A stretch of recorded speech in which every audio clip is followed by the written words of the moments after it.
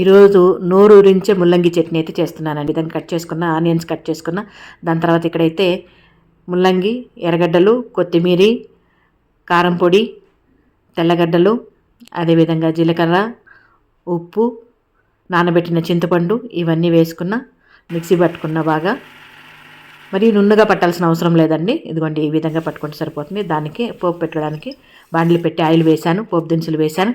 ఈ పోపు దినుసులన్నీ కొంచెం దోరగా అంటే బ్రౌన్ కలర్ వచ్చే వరకు వేయించుకొని దాని తర్వాత కరివేపాకు వేసుకోవాలా.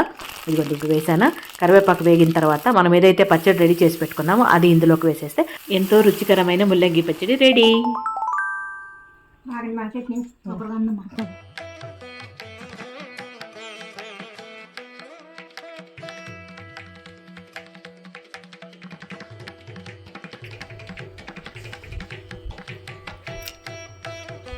సూపర్ అండి, చాలా బాగుంది.